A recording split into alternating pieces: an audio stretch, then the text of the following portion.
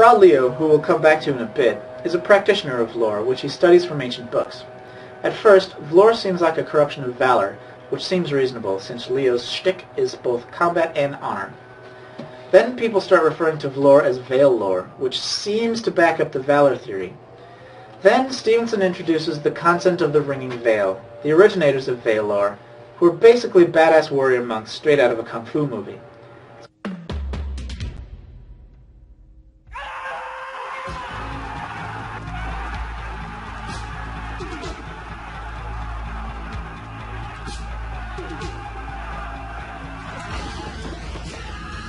Kind of genius how Stevenson subverted my lore expectations. It went from being a curious, if irrelevant, bit of wordplay to a vital element of the story. So how is the story? Well, I'd rather not spoil the experience of reading it for yourself, but it's good. I quite enjoyed it. But a story is only as good as its characters, so let's look at them instead. Our perspective character is Fra Erasmus. He's basically an everyman, and he constantly points out how he's not as tough as Leo, or as smart as Jezri or Allah, or as diplomatic as Archibald. Most of the book follows Erasmus's attempts to retrace cognitive leaps his mentor Orolo already made, but that's okay since it allows the reader to walk it through with him. Erasmus definitely has a speck of Harry Potter about him. He gets in trouble a lot, and is fiercely loyal to his mentor. He even shares the fish-out-of-water background Harry does. Erasmus was born a Slime, which is short for baseline. Slides are what Stevenson names the majority of the populace. The descriptions of slides is one of the few things that bug me about Anathem. Slides are constantly described as fat, pop culture obsessed, illiterate, boorish, and violent, and interested only in the gruesome details of the world around them. For example, a Slime TV news story reports on a house fire and replays footage of a burning family in slow motion. The slides in the room are enraptured by the footage, but the avowed are disgusted. This is so blatantly a comment on the lower average American that it's kind of insulting. Stevenson comes off like he's mocking the kind of people he knows won't read his books. I'm going to allow it though, because his is one of the few sci-fi portrayals of how today's society might end up. Anyway, I've lost track of the focus again. Besides Erasmus, we have the aforementioned Fra Leo, the novice warrior. His role seems one-dimensional in the beginning. He's the wacky avowed that's always fighting with Erasmus, but he matures a lot as the book goes on.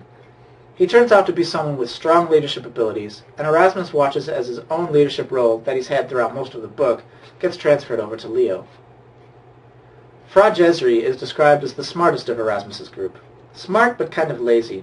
Jezri is the kind of brilliant Theor that apparently does his best work when he's drinking. He's the first of Erasmus's group to leave the convent, along with Alla, Erasmus's girlfriend. Next we have Fra Archibald. Archibald is the token chubby guy at the convent, apparently. He's kind of a buffoon, but he ends up as kind of the spokesperson for the group, interacting with locals and generally acting as the diplomat/librarian. Yeah, he's also a deep research guy for Erasmus's Nakama, scrutinizing every tome they come across, in addition to digging through centuries of manuscripts in search of the confirmation of the group's Obi-Wan mentor theories. I didn't really like Archibald very much when he was first introduced. I'm not sure why. He kind of reminded me of that chubby Hufflepuff kid from Harry Potter, the one who always bounces between wholehearted support of Harry and wholehearted stabbing Harry in the back. But at the end I decided Archibald wasn't so bad. Better than that kid. The last major youth character is Alla, Erasmus's love interest. During the first sections of the book, Alla is an authoritarian foil for Erasmus's gang. They assume that since she joined the new Circle organization, where most of the convent's leadership are trained, Alla would turn them all in and they'd get You'll be expelled from the Jedi Order! I can't leave her! Come to your senses! Turns out, though, that Alla and her friend Tulia were performing their own investigation, and were able to locate a place inside the convent where rudimentary stellar observations could be performed.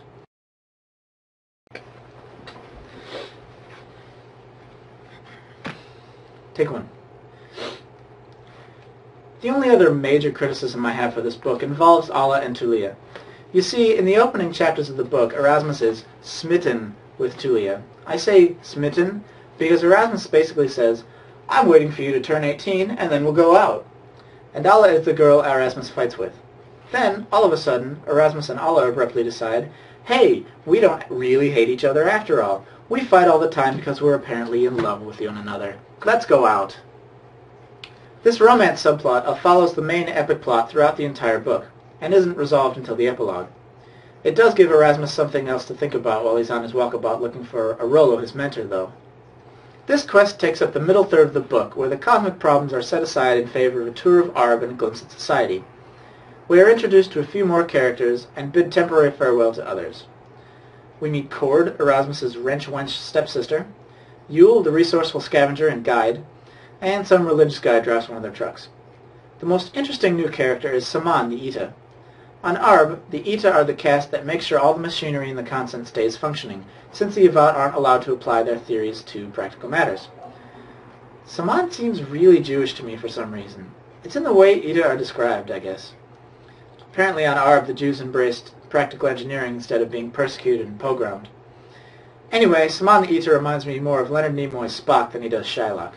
It's the tricorder. Like I said earlier, Anathem is one of the only sci-fi speculative fiction books I've read that examines such subjects as ubiquitous cell phone use, the internet, and applications like YouTube. Arbian cell phones are called GJAWs, named for the ringtone, which, like today's, are changeable. Apparently, the Eta have access to Super GJAWs, which perform many of the same functions as Star Trek's tricorders. It can capture still pictures and video, access Arb's internets, called reticules, or the reticulum, and take readings. I give our world maybe 10 years before we get our cell phones from this level to this level. Anyway, I haven't said much about the plot because I'm trying to avoid spoilers. So basically, Erasmus is slowly realizing that something interesting might be happening when his Obi-Wan handpicks a research team and is promptly kicked out of the consent. Without Arolo, the Obi-Wan, Erasmus and company try to theorize what's going on. All they have to go on, though, is a video of the sun with something moving across the field of view, and the fact that all the telescopes in the consent are placed off limits. Then, certain members of Arola's team are plucked out of the consent and sent away, including Ala, Erasmus's sweetheart. Finally, the whole group is sent out on a journey to a central location to work with other Avat to figure out what's going on. However, the extremely old and thus very respected Fra Chad sends Erasmus to look for Arolo. I don't really want to say anything further, since this is when things get really interesting. So, after all that, is Anathem worth reading?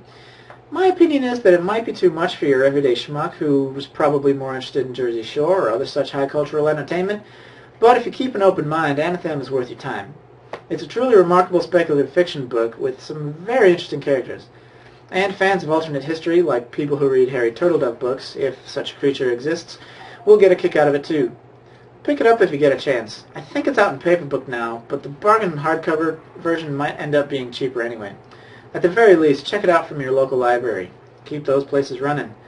Anyway, this is Jim Sleeveless, signing off.